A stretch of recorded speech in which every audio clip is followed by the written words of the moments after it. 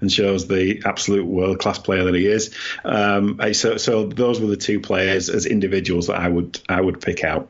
Yeah, I'd add to that from Wigan's perspective. I thought Dan Sargentson was really good. George Williams in defence as well as attacking in Dan Sargentson's case. George Williams as well, I thought did play well, but maybe lacked a bit at the end. But I think there's some moments from George Williams that would have looked so much better if on the back end of it the other players had done something better. There was two crucial moments where George Williams, for me crucial anyway, George Williams put up kicks and both kicks landed just short of the in-goal area, unlike Thomas Luluai's couple of horrific kicks that he put in. He didn't have just short of the in-goal area. One of them was from quite deep, but there was a chaser in Gildart who inexplicably, when the Roosters man was in the air just before he went to catch the ball, Gildart gave him a shove when if it had waited for him to land, it was a one-on-one tackle in the in-goal that he would have been able to pull off. And Liam Farrell similarly went up to try and claim a ball, but then when he realised he couldn't get it, started to tackle the man rather than letting the man fall to ground before tackling him. And those were two occasions where the Roosters came out of it with a penalty when Wigan could have come out of it with a goal line dropout from really good George Williams kicks, but because they didn't get the outcome, those kicks aren't remembered as being really good kicks. No. So yeah, but there you go. And there you go. Highlight moments from my point of view, the space created by Wigan for Tom Davies' try. I think that was one of the few times Wigan genuinely found something to break down what is an incredible Roosters defence. So I thought that was really good play from all the main ball players really in that one, but particularly O'Loughlin and Williams had big saves. Yeah, the one thing I'd say is it's not really a highlight because I agree with you about the Davies try. By the way, I think the incredulity that Eddie had about how long Takiaho was taking for his kicks. It's like, why isn't he penalising him? Why isn't he doing this? Not realising that this isn't Super League and this isn't a Super League game and it's not played to Super League rules. So yeah, that just made me laugh a bit really. But yeah. What rules was it being played for then? Because I've never seen a shot clock in an international game before, but there was shot clocks on display on Sunday night. Well, there you go. Anyway, that's that game. Yeah. We're now going to move on to the Super League match reviews. We've got two games to talk about.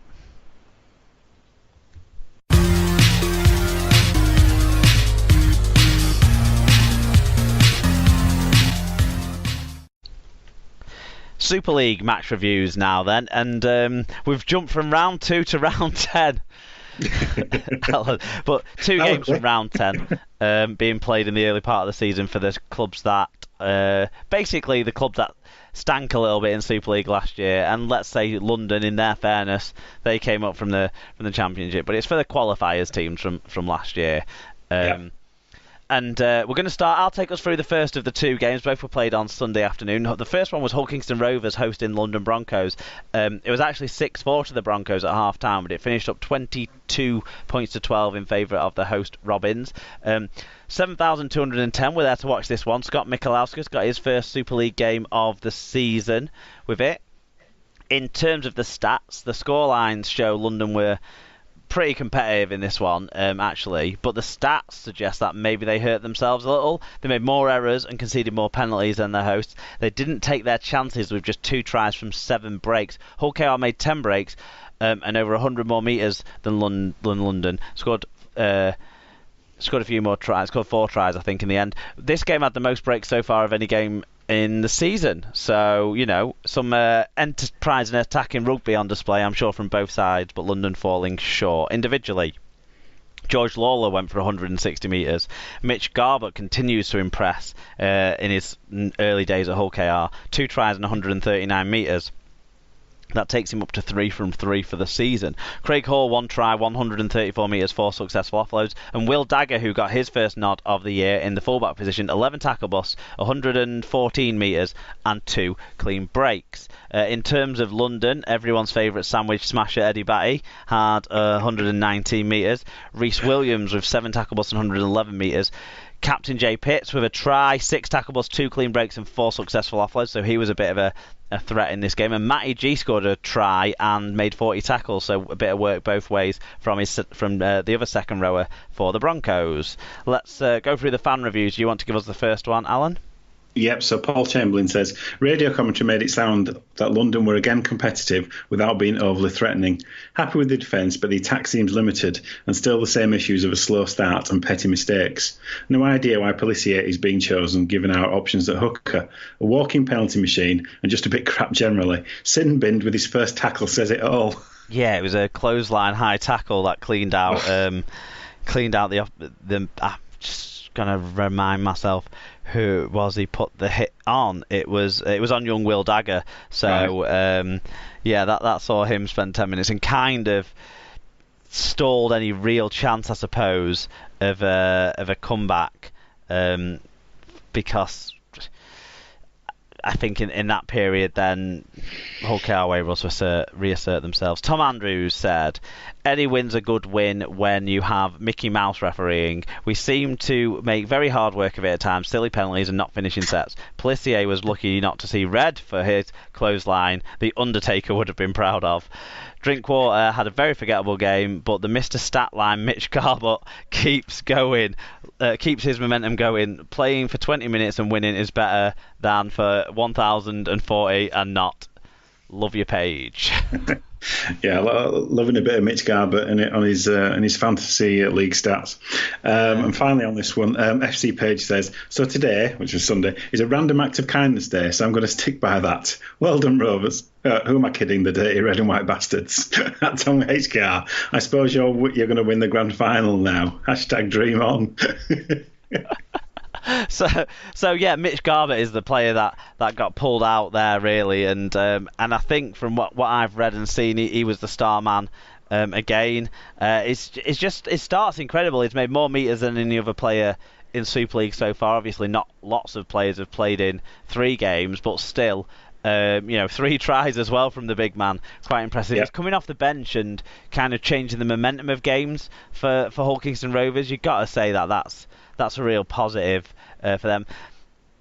I think they also had came quite close a few times early on, just before they scored very early on, did Hull KR, but even before that they'd had a couple of chances. London maybe putting themselves under pressure, but London, it seems like we're in very good position and possession in the first half, but couldn't quite make advantage of the chances that they were able to create, and that's through errors mostly. And I think that's what the stats borne out too, what the match reports say on this one as well. And I just think probably they'll be looking back and thinking we didn't take advantage enough at that stage. A couple of injuries to come out of this one, but I'm not sure how serious any of them are. Ben Crooks went off for Hull KR. Alex Walker. Now, London can't afford injuries, especially to really good players like Alex Walker. So that we'll wait and see if that's going to be serious. In terms of highlights, I've only seen the proper highlights, as it were, the Super League website highlights and that sort of stuff. And I would say it looks like, whilst Josh Drinkwater got a bit maligned there by Tom, he has Garbutt's second try. Maguire kind of makes a space and sort of throws a speculative pass kind of towards Drinkwater, and Drinkwater just gives the nicest, softest little sublime offload for Garbutt to take the ball in full stride and go over and score. So obviously he had a good intervention there in that part. And it also has to be said, Matty G, his try, that he ran an absolutely brilliant line that he steamed onto the ball after some interplay between the London halves that maybe made some defenders a little bit confused, that opened the gap, but Matty G certainly hit that gap and took it. So that was quite a good looking try as well from London's perspective. Yeah, maybe it's just a bit of a return to reality for the Broncos, really. I think these games are ones that they might have been looking at in terms of potentially picking up the odd win or two. But I think they were just beaten by the better team on the day, really. We don't know who's got the Man of Steel votes yet from just checking, so we can't comment on those for this game or the next game that you're going to take us through, Alan, which also was on Sunday at 3:00. The madness of neither of these games being on Saturday when the World Club Challenge was on Sunday, just crazy. But You were at this game. Let us know what you made of it. Well, first of all, tell us what happened in the scoreline. Yep, so I was at the AJ Bell to see Salford take on Leeds.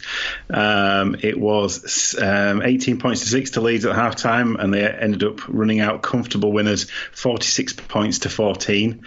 I was there with 4,384 other people, and James Child, in the singular, was refereeing this particular game. So take us through We'll go through the stats first and do the fan views, and then you can sort of talk us through what you made of it from the stands as well. Yeah, I'd kind of back up this point and saying that it said that stats actually confirm that Leeds can be happy with their day's work. Made more than 350 more metres than Salford, a better average gain, made 10 breaks to 4 and 8 tries to 2. Fewer errors made and fewer penalties conceded as well by the Rhinos. So I think that kind of is kind of reflective, definitely, of the overall scoreline. Yeah, exclamation mark on that scoreline, isn't it, when you're just talking about positives? Yeah. Yeah, I'll talk about this lad in a bit later, but for the winning Rhinos, Jack Walker, 3 tries, 9 tackle busts, 214 metres and 3 clean breaks. He certainly had a day out. Trent Merrin kind of showing up here with 1 try assist, which was a very nice slipped pass to Cuthbo, 153 metres and 5 offloads. Callum Watkins returning to a bit of form with 1 try assist and 124 metres, and Conrad Harrell with 2 tries and 123 metres. For the losing Red Devils, Jackson Hastings with a try assist and 140 running metres. Junior Sow, always looking dangerous, 8 tackle busts and 135 metres. Niall Evalds with just over 100 metres, and Joey Lussick with the first try of the game, but he also made 40 tackles, so going both ways. It's coming common that Joey Lussick's getting on that try scoring list, but also racking up the tackles as well. The first fan review we had in was from Rich Wilkinson. He said, much better from Leeds, season up and running, still lots to work on, kicking game and ball retention need improvement, but much improved across the park. A big result considering Salford's early season form. Great defence from Leeds to keep Salford to a try in each half, marching on together.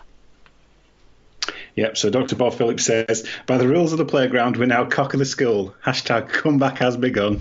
Walker getting to show his stuff. Cuthbert doing what's good for him and us, and even the new ones coming good. Triple ahead.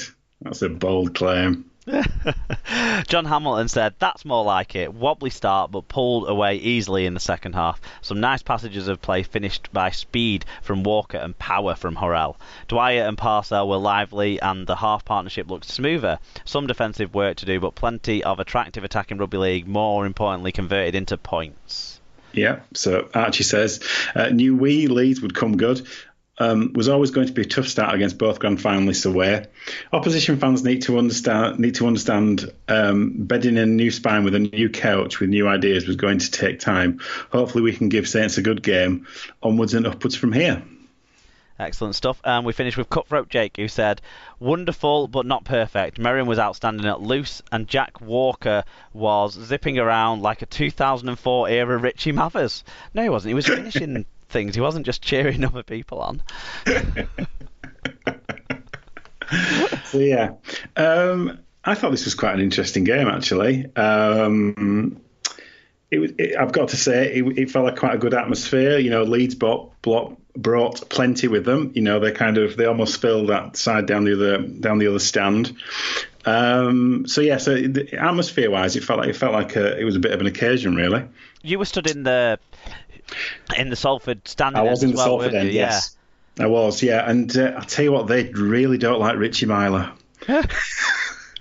They really haven't forgiven him. There was all kinds of things coming his way. Wow, all kinds of creative insults. By leaving a championship side for a Super League side 10 years ago would. Yeah, obviously never forgive, never forget. But yeah, I mean, I've got to say, I think Jack Walker's stats speak for themselves. Really, you know, 3 tries and 214 metres. You don't need to. It doesn't take a genius to work out that he had a decent game. I have to say, in terms of the 3 big signings, I thought all 3 of them showed up pretty well in the game.